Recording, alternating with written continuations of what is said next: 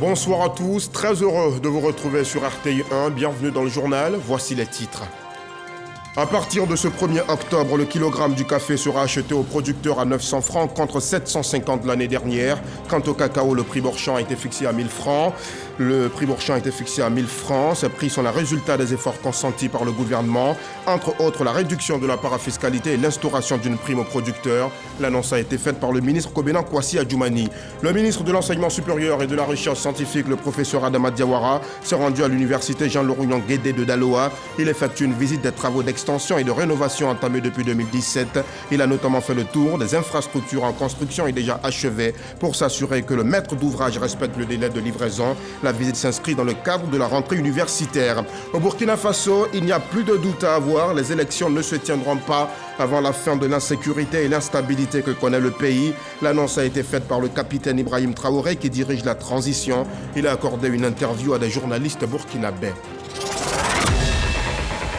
Voilà pour le sommaire, vous suivez le 23h et vous faites toujours bien. À partir de demain, 1er octobre 2023, le kilogramme du café sera acheté aux producteurs à 900 francs. Quant au cacao, le prix Bourchamp a été fixé à 1000 francs CFA, soit une augmentation de 100 francs. Ces prix ont été annoncés lors du SARA, le Salon de l'agriculture et des ressources animales, qui se tient en ce moment au Parc des Expositions d'Abidjan. Et vous allez le voir, le ministre Kobena Kwasi Adjoumani est heureux de l'annoncer. Ces prix sont le résultat des efforts consentis par le gouvernement, notamment la réduction de la parafiscalité et l'instauration d'une prime aux producteurs. Le reportage de Lansine Bakayoko.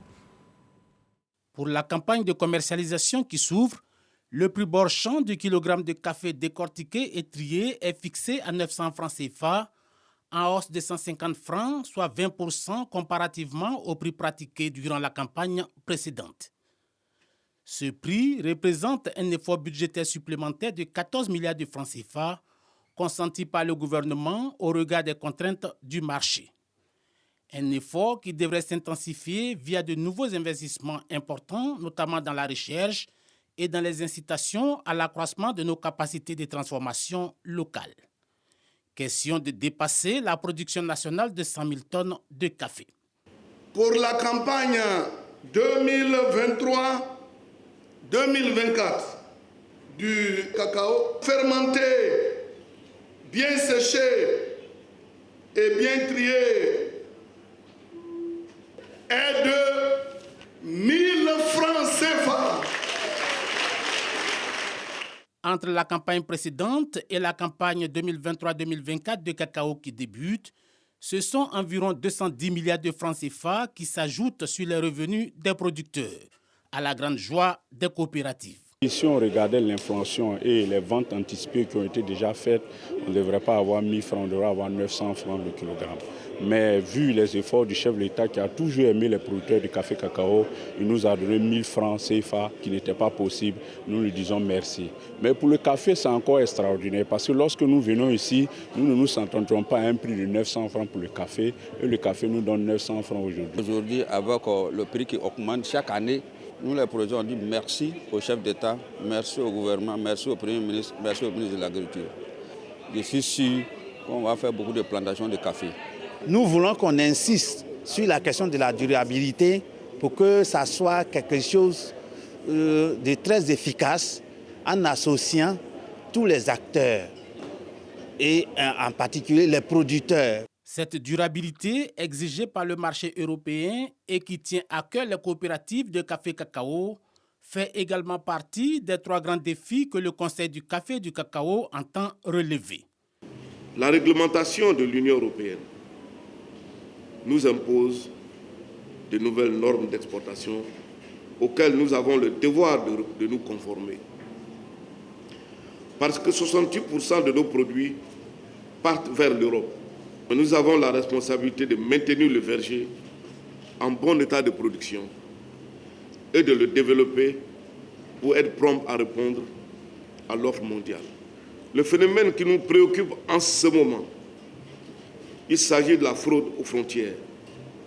Je voudrais, sur ce point, dénoncer les compatriotes qui ont choisi leurs intérêts personnels au détriment de notre pays, notre chère Côte d'Ivoire. Le Conseil du café et du cacao a profité du lancement de cette campagne de commercialisation pour présenter son nouveau logo. Et puisque nous sommes au Sahara, restons-y, cette fois pour voir la mobilisation de la communauté internationale autour de la réussite de ce grand rendez-vous. Plus de 300 entreprises venues d'environ 30 pays y prennent part. Notre reporter Juliette Ouéa s'est rendue sur leurs différents stands. Les acteurs des secteurs agricoles, élevage et halieutique mobilisés pour cette 6e édition du Salon international de l'agriculture et des ressources animales d'Abidjan, le Sahara. La Côte d'Ivoire et ses invités, dont son hôte de marque, le Royaume des Pays-Bas, démontrent leur savoir-faire. Nous consommons environ 84 kg par habitant et par an. Donc nous sommes dans la moyenne supérieure au niveau mondial. Et le riz local, pourquoi? Parce que l'Ivoirien aime son riz local. Troisièmement, nous avons un potentiel extraordinaire pour produire nous-mêmes notre riz. Donc il faut le produire, répondre à la demande nationale qui n'est pas encore satisfaite. Voilà, vous savez, la demande nationale est autour de 2 millions de tonnes par an. Mais nous ne produisons, bon an, mal an, 1,2 million. Nous avons un gap d'environ 800 000 tonnes qu'il faut combler d'ici au maximum 2025. De la fibre de coton jusqu'au tissu, qu'est-ce qu'on peut faire? Donc vous voyez les femmes en train de faire le tissage. Voilà, après, vous voyez le tissu derrière nous. Et puis maintenant, qu'est-ce qu'on peut faire avec ce tissu-là? Donc nous, on présente des sacs. Nous sommes spécialisés dans la production d'aliments pour les animaux d'élevage, pour les poulets de chair, pour les poules pondeuses, pour les autres espèces aussi. Nous intervenons aussi pour le poisson et aussi des aliments pour le porc. Nous sommes dans le secteur de l'agroalimentaire, la cosmétique et puis l'artisanat. Voir ce qui se fait sur la Côte d'Ivoire et puis tisser de bons partenariats. Nous, on a 2 stands spécialisés dans la fabrication des machines qui valorisent l'agriculture et le produit et les sous-produits. Exemple, on a des chaînes de valeur pour valoriser le manioc, les riz, les tomates. Et une autre innovation, c'est la fabrication des machines de séchage. C'est totalement en énergie solaire. C'est grâce à la richesse ici de la Côte d'Ivoire. On est fabricant de pompes et on fournit en fait dans divers milieux, dont le milieu agricole, des solutions donc, pour transférer tout type de fluide. Donc ça va être de l'eau. On a par exemple des motopompes qui sont donc destinées à aller chercher de l'eau par exemple dans une rivière et aller la distribuer pour faire de l'irrigation ou pour remplir une cuve. On a également des pompes de forage qui servent donc à aller puiser l'eau dans un forage. Plus de 400 000 visiteurs attendus, le Salon international de l'agriculture et des ressources animales d'Abidjan 2023 est une opportunité pour la Côte d'Ivoire de valoriser, promouvoir et développer ses richesses. Cette 6e édition du Sahara va s'achever le 8 octobre prochain. Dans le reste de l'actualité, la conjoncture internationale continue. Les prix du pétrole repartent à la hausse sur le marché international. Et vous allez le voir, cette hausse se ressent à la pompe. À compter de ce dimanche 1er octobre, le litre du super va coûter 875 francs CFA à la pompe, alors que le litre de gasoil sera cédé à 715 francs, soit un relèvement de 60 francs pour chacun des produits. En Côte d'Ivoire, le ministre des Mines, du Pétrole et de l'Énergie, Mamadou Sangafoua Koulibaly, se veut rassurant. Il s'agit d'éviter la mise à mal des produits, des outils d'exploitation et de garantir la continuité et la disponibilité du carburant. On retrouve Lanciné Bakayoko. 875 francs pour le super sans plomb et 715 francs pour le gazole. Ce sont les nouveaux prix auxquels seront vendus les carburants à la pompe. La raison vient plutôt de la situation internationale. Les cours du pétrole brut sur le marché international connaissent une hausse depuis la fin de la pandémie de la Covid-19. Cette flambée des prix s'est accentuée avec les craintes sur la sécurité d'approvisionnement liée à la crise russo-ukrainienne survenue en février 2022. Depuis, les cours du Brent ne sont jamais descendus en dessous de la barre des $72 US le baril. Ils avaient même été au-delà de 123 $ US le baril au mois de juillet 2022. Sans oublier que les principaux pays exportateurs de pétrole ont décidé depuis 2023 de limiter leur production jusqu'à la fin de l'année pour conserver un prix soutenu. Un cocktail très défavorable qui n'épargne pas la Côte d'Ivoire, qui avait jusque-là résisté à travers des subventions. Plus de 800 milliards de francs CFA depuis 2022. Le gazole étant touché, les transporteurs s'en trouveraient fortement impactés, d'où cet accord pour abaisser les charges. Il s'agit d'un certain nombre de frais qui sont prélevés par diverses administrations. Le gouvernement a procédé à la suppression de cette amende de 22 500 qui est dénoncée par les transporteurs. Le gouvernement a réaffirmé le maintien de 33 barrages routiers sur les axes interurbains. Donc des dispositions sont en train d'être prises avec ceux qui sont en charge de cela pour que ces barrages fixes soient respectés. Il y a aussi une question relative au remorquage des véhicules, aussi bien dans le district autonome d'Abidjan que sur les routes interurbaines, avec des coûts qui sont jugés excessifs par les transporteurs. Donc le gouvernement a décidé là aussi, très rapidement, de mettre les choses à plat et d'encadrer, par un texte qui va être pris très rapidement, l'exercice de métier de remorqueur et les barèmes de remorquage, pour que ce ne soit pas un abus, comme on a pu le constater avec un certain nombre d'entreprises de remorquage. Si toutes les parties prenantes respectent leurs engagements, il ne devrait pas avoir de grands chamboulements sur le coût de la vie.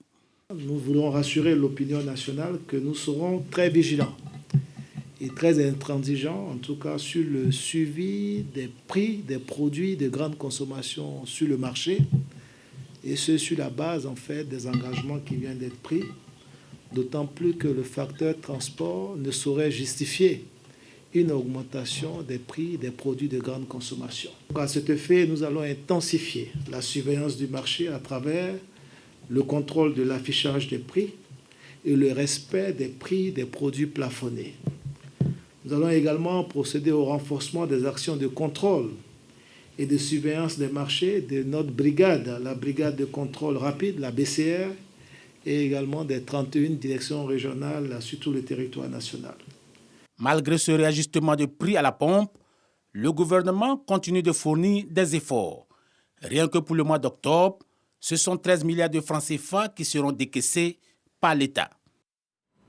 Mais cette augmentation de 60 francs sur le pétrole et le gazole ne devrait pas entraîner une hausse du coût du transport en Côte d'Ivoire. Les transporteurs ont produit une déclaration pour rassurer leurs pairs et l'opinion nationale. L'État tient compte de leurs préoccupations et cela devrait suffire à ne pas répercuter ce réajustement sur le coût du transport. Ils ont affirmé leur désir de maintenir le dialogue avec la tutelle tout en saluant les efforts du gouvernement qui est attentif aux difficultés du secteur. L'intégralité de cette déclaration lue par Ibrahim Diaby dans nos prochaines éditions. Ce lundi 2 octobre 2023, les universités de Côte d'Ivoire feront leur entrée et Adama Diawara poursuit sa tournée.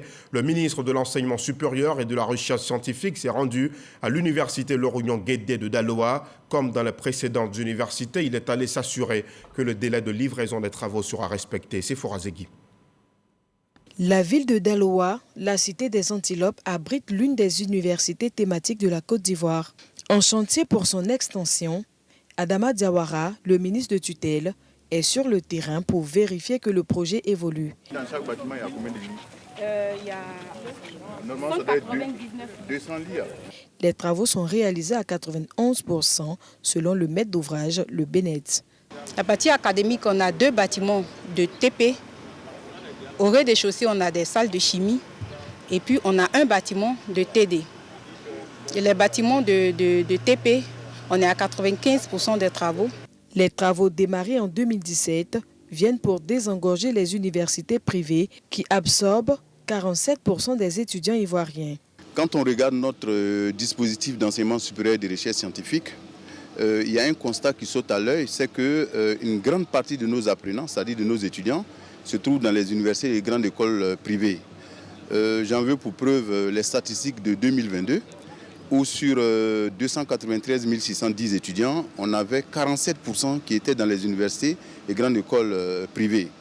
Et cela oblige l'État à payer d'énormes sommes au titre des frais de scolarité au privé. Pour pouvoir augmenter la part du public dans, j'aurais dit, le nombre total d'apprenants, et donc permettre à l'État d'économiser, le gouvernement a décidé de financer d'énormes travaux d'extension des anciennes universités. Je ne parle pas des nouvelles évidemment, mais des anciennes. Bâtis sur une superficie de 407 hectares, les édifices sont sortis de terre. Un bâtiment administratif construit sur 2000 m² avec 55 bureaux, 2 magasins et une salle de conférence a pris forme. Un peu plus loin, des bâtiments dédiés aux travaux pratiques, 8 salles de cours, de 48 places chacune, vont accueillir les étudiants. Les enseignants vacataires n'ont pas été omis. Un hôtel avec 3 bâtiments d'une capacité de 10 lits chacun est en finition. Une mesure de précaution est prise pour alimenter le campus en eau potable. Un château d'eau est déjà visible. Un complexe sportif est installé pour permettre aux étudiants de se détendre et surtout pratiquer du sport. Dernier chantier passé en revue par Adama Diawara, la scolarité centrale. Au terme de sa visite, le ministre de l'Enseignement supérieur et de la Recherche scientifique est rassuré. Il y a une grande partie des travaux d'extension qui ont été réalisés au titre de ce que nous appelons le programme d'investissement 2017 dans le sous-secteur. Et également, il y a certaines infrastructures qui ont été réalisées dans le cadre de PIP, c'est-à-dire de projets d'investissement public. Alors aujourd'hui, vous avez vu, par exemple, au niveau de l'hébergement des étudiants, nous avons 6 bâtiments à 2 ailes, c'est-à-dire on dira 12 ailes pour à peu près 1200 étudiants, à 6 unités près, hein, voilà, c'est-à-dire 1194 quand même. Et ensuite, nous avons visité le bâtiment de TD avec 8 salles de TD de 120 places. Ce qui permet non seulement de mener des travaux dirigés, mais également d'y effectuer des cours magistraux. Alors, je pars d'ici satisfait, c'est vrai, parce que les infrastructures ont beaucoup évolué. Et je pense que d'ici quelques mois, on pourra prendre possession de toutes ces infrastructures. Pour la rentrée académique 2023-2024, l'université Jean-Laurent-Guédé va accueillir 3 861 étudiants. Selon les prévisions du ministre Adama Diawara, le chantier sera livré dans le courant du mois de janvier 2024. Et au même moment, le concours d'entrée à l'école supérieure des postes d'Abidjan, lui, est ouvert. 3 nouvelles filières font leur entrée cette année. Il s'agit de la logistique numérique, de la finance digitale et du marketing digital. 150 candidats composent pour 125 places en formation initiale dans le système licence master doctorat. C'est une innovation pour cet établissement qui formait jusqu'ici en formation continue les cadres de la Poste. Le reportage de Didier Nguessan. Ces nouveaux bacheliers composent pour espérer décrocher l'une des 125 places à l'école multinationale supérieure des postes d'Abidjan. L'établissement qui forme depuis 1970 les cadres des agences postales des 8 pays membres ouvre cette année 3 nouvelles filières en formation initiale, essentiellement dans l'économie numérique, à savoir le marketing digital, la finance digitale et la logistique numérique. Oui, je viens de voir le sujet de français, il est abordable. Je suis intéressé par la finance digitale. Je vais être expert comptable. C'est pour évoluer dans ce métier que je suis venu faire le concours. Ce concours se déroule en 2 phases. Une première avec les écrits en français, anglais, mathématiques et culture générale. Les admis à cette étape seront convoqués pour les épreuves orales la semaine prochaine. Vous savez tous que le digital a pris le pas, on dirait, sur toutes les activités humaines, industrielles, commerciales, techniques. Donc le MSP a adapté ses programmes de formation et surtout donné la chance à nos jeunes qui sont aujourd'hui, on va dire, très férus en matière de digital. Donc leur donner cette chance d'avoir cette première formation et pour pouvoir donc leur permettre d'intégrer plus tard le monde professionnel. Les représentations diplomatiques du Sénégal et du Burkina Faso ont pris part à ce lancement. Avec cette première promotion, l'école intègre le système LMD et compte faire du numérique un métier d'avenir. Aujourd'hui, nous sommes au diapason des nouvelles technologies et les postes doivent innover. En 53 ans, l'école multinationale supérieure des postes d'Abidjan a formé plus de 2000 cadres. des administrateurs, contrôleurs et inspecteurs de postes et services financiers. Ce concours marque un tournant dans sa mission. Et dans un tout autre chapitre, la salle d'audience de la Cour commune de justice et d'arbitrage à Abidjan a abrité récemment la cérémonie de déclaration solennelle du professeur Mayata Ndiaye Mbaye, nouveau secrétaire permanent de l'OHADA. La haute juridiction de l'organisation s'est réunie pour l'occasion. On dénombre entre autres le garde des Sceaux, ministre de la Justice et des Droits de l'Homme de Côte d'Ivoire, Sanson Kambilé. Il représentait à cette cérémonie Rose Mutombo Kiese, présidente en exercice du Conseil des ministres de l'OHADA. Serge Pacom Didier Nguessan. Professeur Mayata Ndiaye Mbaye est le nouveau secrétaire permanent de la Cour commune de justice et d'arbitrage de l'Organisation pour l'harmonisation en Afrique des droits des affaires, OHADA. La nouvelle de sa nomination est tombée lors de la 55e session du Conseil des ministres de l'OHADA tenue à Kinshasa les 29 et 30 août dernier, d'où l'audience de sa déclaration sur l'honneur devant les 13 juges de la Cour. Membre du Conseil des ministres de la Cour et représentant de la présidente en exercice du Conseil, le ministre Sanson Kambilé rappelle le contexte de cette nomination ainsi que la symbolique de l'engagement sur l'honneur du nouveau secrétaire permanent. Le choix porté sur vous l'a été au terme d'un processus rigoureux, transparent et démocratique. Cette tribune me donne l'occasion de vous assurer de l'entier soutien du Conseil des ministres. Le secrétaire permanent vient de se soumettre au serment de la déclaration sur l'honneur. Cette formalité, qui est prescrite par les dispositions de l'article 3.13 du statut du personnel de l'OHADA, est largement justifiée par le fait que le secrétaire permanent est l'ordonnateur principal du budget de notre organisation commune. Cette nomination coïncide avec les 30 ans d'existence de l'OHADA. Le professeur Mayata Ndiaye Mbaye a entre autres missions la relecture des tests de travail et de l'accord signé entre l'État hôte et l'organisation. L'Organisation pour l'harmonisation en Afrique des affaires, vous le savez, est un vecteur de développement économique pour nos États. Nous sommes convaincus qu'avec les autres chefs d'institution, nous allons œuvrer pour que l'organisation se développe. L'organisation se développe aussi bien du point de vue géographique que du point de vue de ses réalisations. Nommé pour un mandat de 4 ans, d'importants défis attendent le nouveau secrétaire permanent, notamment une plus grande ouverture de l'OHADA sur le monde et également des actions allant dans le sens de la protection de l'environnement. Dans l'actualité sportive, le président du COCAN 2023, le ministre Albert François Amichia, a procédé à l'installation du comité local d'organisation de la Coupe d'Afrique des Nations 2023 de Yamoussoukro, dénommé Colocan. La cérémonie s'est déroulée à la préfecture de la capitale politique et c'était le jeudi 28 septembre dernier en présence de plusieurs autorités administratives, dont le ministre-gouverneur Augustin Thiam. Le reportage de Moyabi Diabaté et Samuel Metch. À travers cette remise de décision et une poignée de salutations, François-Albert Amichia, président du COCAN 2023, vient ainsi de procéder à l'installation du comité local d'organisation de la CAN 2023 de Yamoussoukro. Une occasion pour lui de dévoiler les différents rôles du Colocan.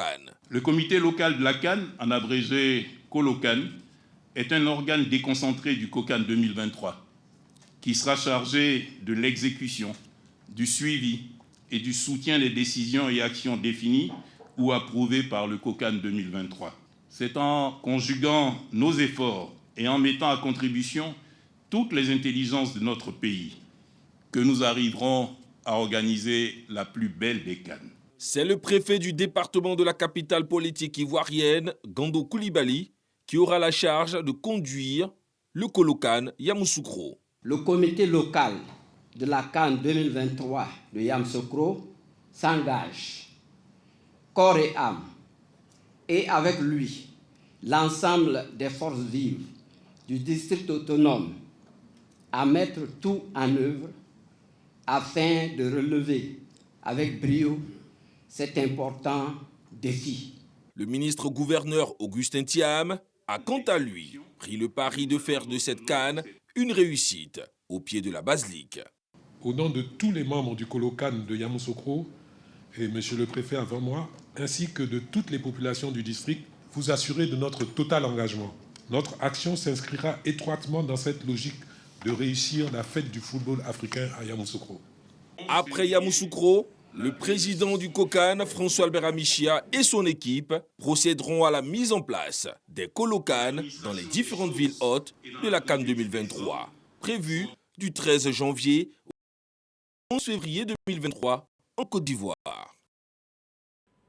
Et en littérature, Catherine Nguessan vient de publier Déchire ta liste, une œuvre condensée de leçons tirées du parcours de la chef d'entreprise, mais aussi de la conférencière qu'elle est. Le livre met en lumière les dédales de la vie auxquels nous pouvons faire face. Chris Diomandé et Patricia Omouetia ont assisté à la cérémonie de dédicace. Déchire ta liste, c'est l'œuvre de l'Ivoirienne Catherine Nguessan. Cette œuvre parle des vicissitudes de la vie. Dans cet ouvrage, l'auteur nous partage son expérience, des épreuves qu'elle a connues, un témoignage de l'auteur qui enseigne comment affronter les difficultés. Nous avons une liste de choses que nous voulons voir réalisées dans notre vie. Et nous oublions que nous ne sommes pas Dieu et que c'est lui seul qui peut décider réellement par quoi nous devons passer et où nous devons arriver. Dans Déchire ta liste, je dis, mets tout ce que tu penses vouloir faire de côté et laisse Dieu dérouler ce que lui, Dieu, trouve bien pour toi. Une œuvre condensée de leçons, de témoignages qui plonge le lecteur à analyser les facettes de la vie, à refaire surface et à avoir toujours une seconde force pour remonter la situation. Je suis fier d'elle parce que c'est un ouvrage qui est le chemin de la guérison pour toutes les personnes qui ont été blessées dans leur vie. Son message fort, c'est effectivement, donc, selon toute sa foi, de pouvoir s'émanciper spirituellement. Donc, et le Seigneur lui-même l'a accompagné dans cette trajectoire difficile, mais réussie. L'auteur n'est pas à sa première œuvre. En 2019, Catherine Nguessan a sorti une œuvre avec pour titre « La fin vaut mieux que le commencement ». Et en 2020, a suivi l'œuvre « Intelligence renouvelée ». Au total, elle a à son actif 3 œuvres publiées en Côte d'Ivoire. La commune de Cocody a récemment abrité une exposition d'œuvres d'art de l'artiste sculpteur ivoirien James Kokobi, Vestiges de la Mai. L'intitulé de cette exposition réalisée avec du bois taillé, issu des forêts de la région de la Mai, au sud-est de notre pays. Au nombre des convives de cette exposition, les ministres Françoise Remarque et Kabaniale. Ces personnalités ont encouragé l'artiste qui, à travers son art, incite à la préservation de l'environnement et de la nature. Serge Pacom Didi, Franck Wadio. Le bois taillé exploré sous tous ses reliefs, vestiges de la Mai. Le lieu de provenance de la matière, l'artiste, c'est lui, James Kokobi. Son exposition est marquée par des références à l'histoire récente de la Côte d'Ivoire, mais aussi par l'esprit de la forêt, dont l'artiste dit être l'un des plus fidèles représentants. Notre patrimoine est composé des humains, du végétal, du fluvial, tout. Et donc, c'est ça qu'il faut raconter quand on rentre dans la forêt. Le sculpteur explore des thèmes tels l'identité, l'héritage et le sens de l'hommage à travers des sculptures monumentales dont la force tient de la précarité de l'équilibre et de la radicalité de la forme, mais également un travail de gravure sur bois. Ces bois qui étaient morts sont aujourd'hui des sculptures vivantes. Nous, les jeunes artistes, c'est inspirant. Ce sont les bois dans la forêt, chez moi, dans mon campement. Enfin, nous, on prend ça, on fait chapeau avec. Quand les venus disent on n'a qu'à respecter les bois, voilà ce que le bois fait. Les ministres Françoise Remarque et Kabaniale encouragent l'artiste pour son engagement. L'œuvre, elle est belle. On sent la main du professionnel. La thématique est développée avec beaucoup de professionnalisme. Et il a redonné une vie à ce bois qui était totalement abandonné pour passer des messages, pour montrer que notre pays, sous le leadership de notre président de la République, le président Alassane Ouattara, est un pays riche de sa culture, riche de sa forêt. Entre verticalité et horizontalité, James Kokobi se pose comme médiateur de 2 forces. Son message reste cependant universel et la matière végétale y tient une place de choix. Puisque nous parlons culture, le Nzrama Festival a refermé ses portes il y a quelques jours. Ce festival important initié par la ministre Raymond Goudou Kofi a pour objectif de promouvoir la culture ivoirienne. Mais après cette édition, quel est le bilan que l'on peut dresser? La réponse dans ce reportage de Kader Sogodogo. Après 3 mois d'intenses activités, meublées par des expositions-ventes, des conférences mettant en relief le potentiel culturel, les atouts économiques et démonstrations du savoir-faire, le rideau se referme sur la première édition du Nzrama Festival. En l'initiant, Raymond Goudou Kofi, ministre-gouverneur du district autonome des Lacs, voulait surtout booster l'économie locale à travers la transformation des productions. Nous avons le devoir de faire venir des investisseurs, d'encourager, n'est-ce pas, nos populations et d'aider les jeunes à réaliser leurs objectifs et de continuer de rendre les femmes autonomes. Le festival sera tournant, s'il plaît à Dieu, et si bien entendu, après cette édition que nous avons voulu grandiose, de par son volet culturel et son volet économique, nous avons compris que les gens ont vu que c'était possible de faire bien les choses. À Toumoudi, prestations artistiques, récompense des participants, le Nzrama Festival, une première édition qui fait déjà tache d'huile. L'initiative est bonne, elle est très bonne, ça ne se trouve pas partout. Il y a d'autres qui font pour la danse, mais nous on fait pour ce que nous consommons. Ce festival, c'est pour la transformation, parce que ça a permis aussi de rencontrer d'autres personnes, d'autres corps de métier et de pouvoir valoriser ensemble le Made in Côte d'Ivoire. Oser et réussir, cela n'est pas toujours une réalité.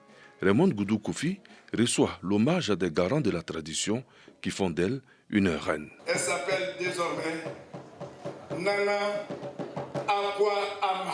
Ses attributs lui ont été remis dans les règles de l'art avec toute la noblesse y afférente. Nous vous le disions en titre, Burkina Faso, 1 an après sa prise du pouvoir, le capitaine Ibrahim Traoré a annoncé qu'il n'y aurait pas d'élection, en tout cas pas maintenant, tant que la situation sécuritaire du pays, jusqu'ici très dégradée, ne s'est pas améliorée. Il reconnaît qu'il s'était trompé sur les capacités réelles des forces armées burkinabè. Selon lui, la guerre antiterroriste est encore au stade d'introduction, car le plus important était d'abord l'équipement. 11 000 nouvelles recrues sont toujours en formation. La guerre pourra véritablement commencer quand ces futurs soldats seront sur le théâtre des opérations. Il était en face de journalistes burkinabè pour une interview.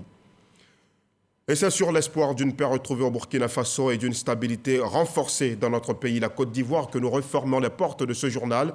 Merci aux équipes techniques et de rédaction. Merci à vous aussi de nous avoir suivis. Je vous retrouve à 6h30 pour la première session d'information. Excellente soirée.